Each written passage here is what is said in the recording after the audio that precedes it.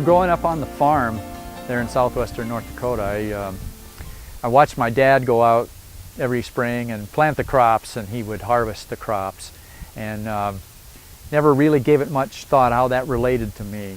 He was my dad, and but then when I got older, I had to go out there and help him farm. So I would ride that tractor around in the field, and it was the most boring thing in the world to me. But when I was doing that, I was dreaming. I was envisioning myself doing something musically because I'd been inspired in school. So I wanted to write songs, I wanted to sing and play guitar. And so I was dreaming about that when I was riding around on the tractor. But, I knew that whatever I did in life, I probably wasn't going to be a farmer because I just didn't like to get my hands dirty. And I wasn't mechanically inclined, which, to be a farmer, you pretty much have to do that. So I knew I was going to do something else. So I went to college, and I majored in music because that would make sense. That's what I dreamed about. But then it looked as though all I could do with that degree was teach, and so the conventional wisdom was, get into something business. So I switched my major to business, and then I thought, well, music and business goes together, but I'm going to do music, but this business will help. So I got out of college fully intending to be a singer-songwriter, but then I needed to make a living, so I got a job. Well, that job led me off track for many, many years, and I was always doing music. I was thinking about the music, but I was working at something else to make money. And then for a while there, it occurred to me that, gosh, if I could just, I'm a smart guy, can't I just be doing something in business and make millions of dollars, and then I'll get in the music business? Well, I learned that if you're not passionate about something, you don't make money either. So I was at a crossroads in my life. I knew that I needed to make money, but I needed to do music, and my dad was retiring from farming, and so he had an auction sale to sell all the equipment that he didn't need. And I went to the sale because it was an emotional moment, I guess. I'd worked on that equipment. So while I was at the auction sale, I got to thinking about the tractor and all the stuff I'd done, and the dreaming about what I wanted to do. And so I wondered, did my dad dream about something too while he's on the tractor? Did he want to do something else? And did he just get stuck there on the farm because it was the thing to do? But I had the opportunity to ask him. And I said, Dad, if you could do this all over again, if you could choose another career and really follow your dream, what would that dream have been? And my dad said, farming was my dream. And I think that moment just, stunned me, because I assumed he probably had another dream that he just didn't follow. And it changed my life in that moment, because that's when I knew I needed to follow my dream. I'd been making a mistake all these years. And so I decided to move to Nashville. And so I wrote this song called The Last Harvest. And it really is a song about, the importance of following your dream and what that legacy means to your children and future generations. And so I was proud of the song, and I entered it in a the CMT NSAI song contest, and I was the runner-up.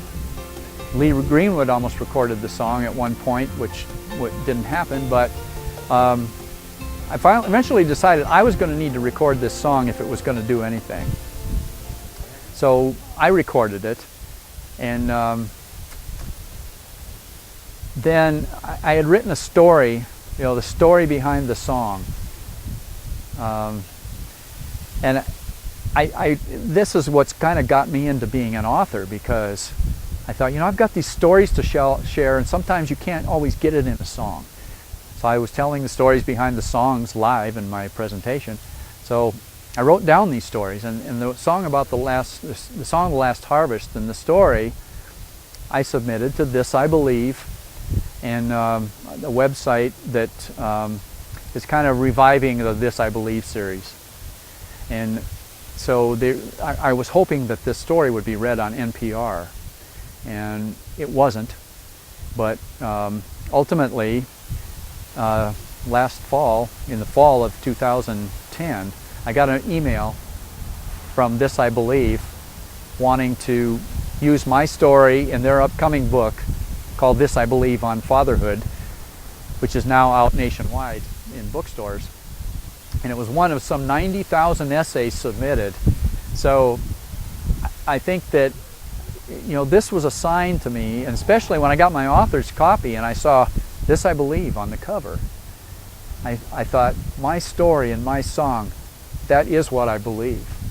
And, you know, I believe in following your dream. I believe that it's important, and I think the This I Believe folks saw that too, and that's why they wanted it in their book.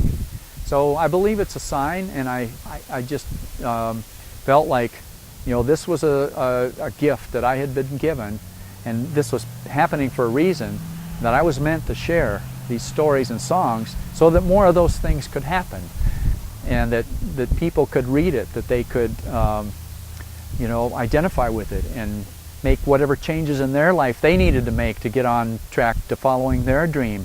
Because we all know, you know, that we are on a journey, and we're always searching for, you know, what do we feel good about? You know, what do we believe in? And it's an ongoing journey, but we have to choose it. And so I realized that through the help of, you know, my dad's, you know, asking him about his dream, you know, I wasn't making the right choices. I need to think about, you know, what I'm feeling about, you know, the stuff that I do, and I need to make those choices and follow that dream. And I think this is where faith comes in, because if we believe, the stars will line up, you know, the things start to happen. You know, you get your songs on a record, your story gets in a book, people start to notice.